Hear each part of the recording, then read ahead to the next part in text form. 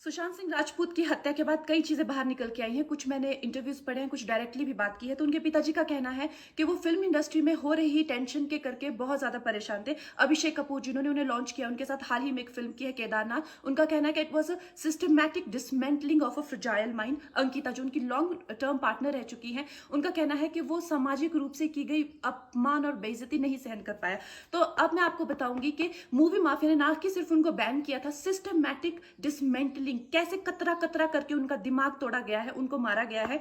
तो blind item आप इसलिए लिखते हैं क्योंकि आप जब झूठ लिखना होता है, आप को के अगेंस्ट कोई लीगल एक्शन नहीं लिया सकता, क्योंकि आपका तो नाम ही नहीं लिखा, मगर उसकी जो डिस्क्रिप्शन होती है, जैसे मेरे बारे में लिखा जाएगा कि जिस लड़की के घुंघराले बाल हैं, जिसको नेशनल अवार्ड मिला हुआ है, साइकोटिक है, इस तरह से जो कि मनाली से डिस्क्रिप्शन पूरी दी जाएगी मगर नाम नहीं लिखा जाएगा।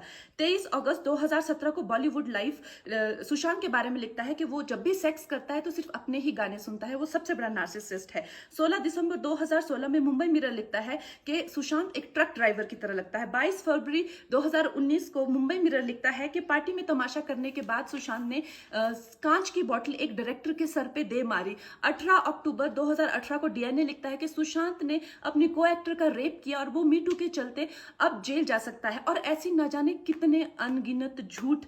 और ये जो बुद्धिजीवी जर्नलिस्ट हैं, ये जो चील कौए गिद्ध हैं जो मूवी माफिया के पाले हुए हैं, ये इसको मेंटल इमोशनल साइकोलॉजिकल लिंचिंग को जर्नलिज्म कहते हैं। मेरे बारे में आज तक जो भी कहा गया मैंने कुछ नहीं कहा, लेकिन जब एक स्वतंत्रता सेनानी के खिलाफ गंदगी लिखी गई, मैंने उस जर्नलिस्ट को कॉन्फ्रंट किया। आपको पता है उसी रात 4 सीनियर जर्नलिस्ट ने मेरे खिलाफ एक गिल्ड बनाई। ऐलान किया गया कि इसकी फिल्म को बैन किया जाए, फ्लॉप किया जाए। आपको पता है 3000 जर्नलिस्ट गैंग अप होते हैं एक अकेली लड़की पर, उसकी इमोशनल लिंचिंग करते हैं सरेआम, और ये समाज कुछ नहीं कहता, कानून कुछ नहीं कहता है। मैंने उन पे केस करने की कोशिश की, मगर 1 महीने बाद वो गायब हो गई। मेरी फिल्म रिलीज हुई, गायब हो गई।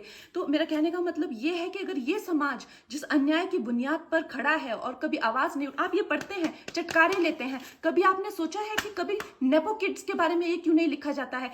तो ये अन्याय का फंदा किसी दिन आपके बच्चों के गले में लटका मिलेगा, आपके गले में लटका मिलेगा। इसलिए जब तालियां बजेगी और सीटियां बजेगी, तब आपको पता चलेगा कि क्या गुजरती होगी।